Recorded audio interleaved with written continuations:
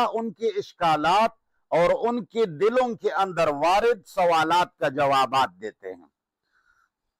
جب روزہ فرض ہوا تو مسلمانوں کو شبہ ہو گیا، اس لیے کہ قرآن میں اللہ تعالی نے فرمایا تھا کتب علیکم الصیام کما کتب علی الذین من قبلکم، کہ تمہاری اوپر روزہ فرض کیا گیا ہے جس طرح کہ تم سے پہلوں کے اوپر فرض تھا۔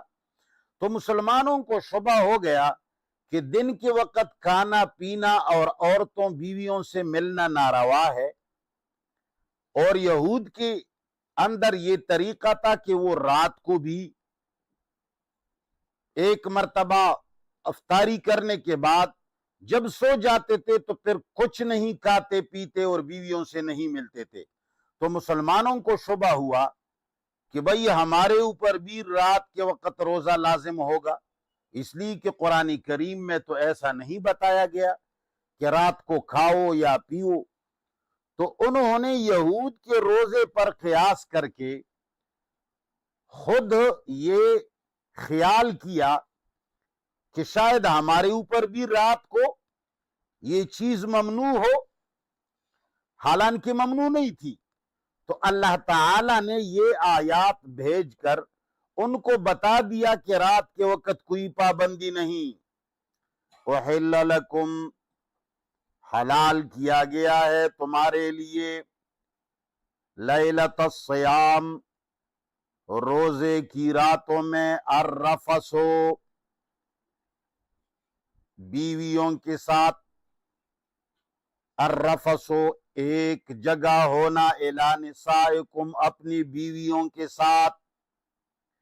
اللہ تعالی نے فرمایا کہ رات کے وقت اپنے بیویوں سے ملنا تمہارے لیے جائز ہے۔ کیا ضرورت ہے تم راتوں کو اپنی بیویوں سے دور رہتے ہو؟ ہن لباس لکم، وہ لباس ہیں تمہارے لیے، وانتم، اور تم لوگ، لباس ہو لہن، عورتوں کے لیے۔ عورتیں مرد کے لیے جامہ اور لباس ہے، مرد عورتوں کے لیے جامہ اور لباس ہے۔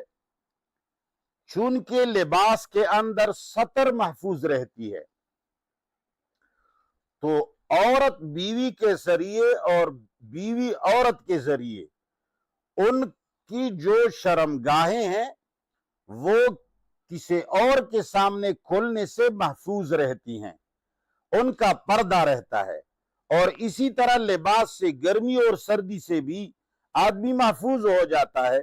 تو اسی طریقے سے مرد اور عورت آپس میں ایک دوسرے کے ذریعے بہت سارے بے حیائیوں سے اور مشکلات سے محفوظ رہتے ہیں، اور ایک دوسرے کے لیے سیسا پلائی ہوئی دیوار ہو جاتے ہیں۔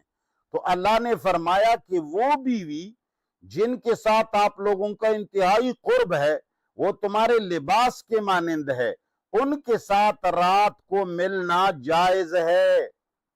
اب آگے آیت ہے، علم اللہ، اللہ کو معلوم ہے، انکم کنتم، کہ یقیناً تم تھے، تختانون انفسکم، کہ تم نقصان کرتے تھے اپنے آپ کا، فتاب علیکم، تو اللہ نے تمہاری اوپر مہربانی فرمائی، وعفا عنکم، اور تمہیں معاف کیا، فالآن باشروہن، پس اب قرب اختیار کیا کرو بیویوں کا۔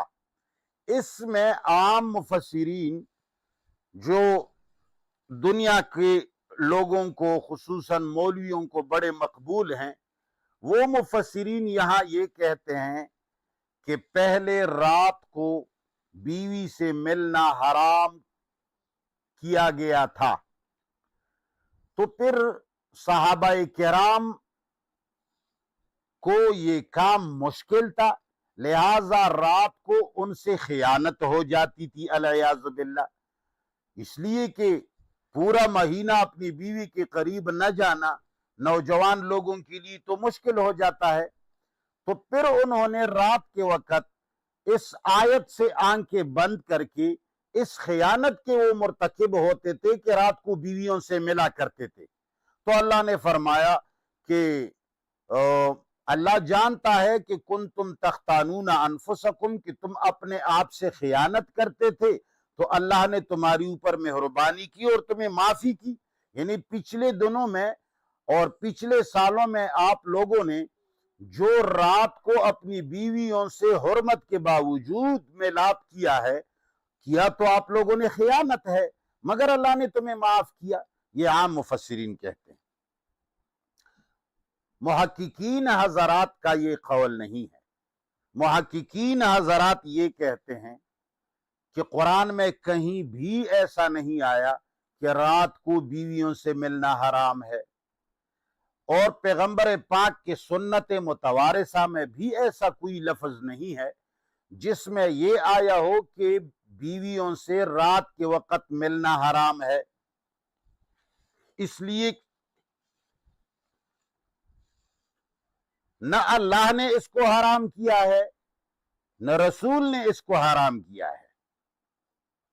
تو جب اللہ تعالیٰ نے حرام ہی نہیں کیا تو پھر خیانت کرنے کا کیا معنی، اور پھر ان کے معاف کرنے کا کیا معنی؟ یہ تو سارا الزام ہے صحابہ کرام کے اوپر۔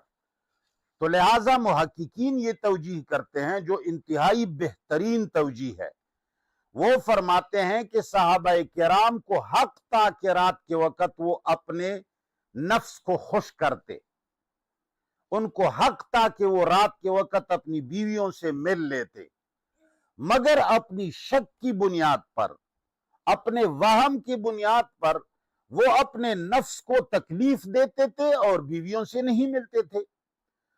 تو تختانون خیانت کا ایک معنی یہ بھی ہے خود کو نقصان دینا۔